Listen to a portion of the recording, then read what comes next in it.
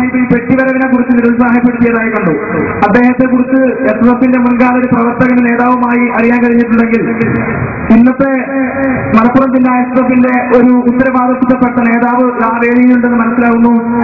അദ്ദേഹത്തിന്റെ നേതൃത്വത്തിൽ നടന്ന ജില്ലാ സമ്മേളനത്തിൽ എസ്എഫിന്റെ കീഴിലെ പെട്ടിവരവ് നടന്നതായി അറിയാൻ കഴിയുന്നു. ഇതിനെക്കുറിച്ച് എന്താണ് പറയുന്നത്? എസ്എഫിന്റെ ഐതിഹാസികമായ സമ്മേളനം ഈ മഹാസംഗമത്തിൽ പ്രഖ്യാപിച്ചതിന് ഒരിക്കൽ കൂടി നന്ദി രേഖപ്പെടുത്തി. എസ്എഫിന്റെ സമ്മേളനത്തോടനുബന്ധിച്ച് നടത്തിയ പരിപാടികളിൽ തികച്ചും ആകർഷണീയവും കൃത്യവുമായ പെട്ടിവരവ് മാത്രമല്ല, ഒരുപാട് പരിപാടികൾ.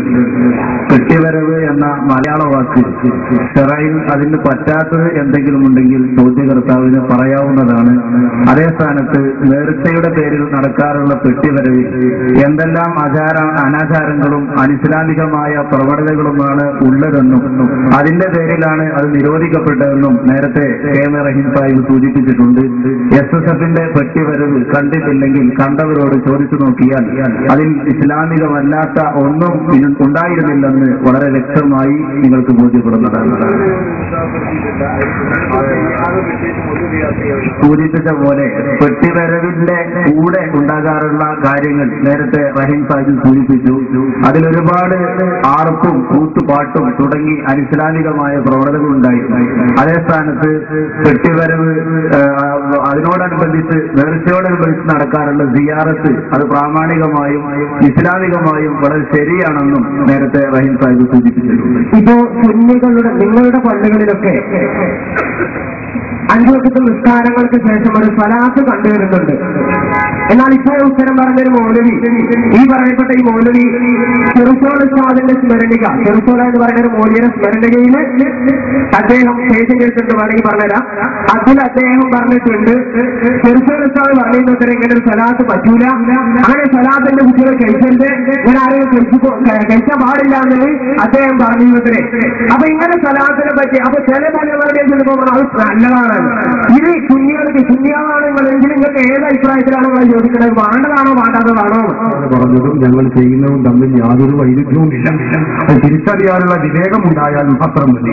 എന്താണ് നിസ്കാരങ്ങളുടെ ശേഷം ഒരു സ്വലാത്ത് ചില ഭാഗങ്ങളിലൊക്കെ ചെയ്യാറുണ്ട്.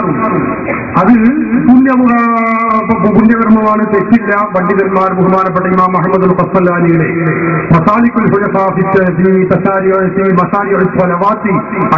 മുസ്തഫ എന്ന ഗ്രന്ഥത്തിന്റെ 1-ാമത്തെ വാല്യം 313-ാമത്തെ പേജിൽ അത് ചെയ്യാൻ പ്രാമാണികമായി കുഴപ്പമില്ല എന്ന് രേഖപ്പെടുത്തി വെച്ചിട്ടുണ്ട്.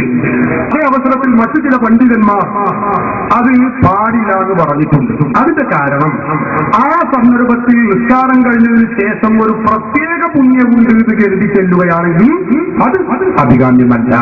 അതാണ് ചെറുസോല ഉസ്താദ് പറഞ്ഞിട്ടുള്ളത്.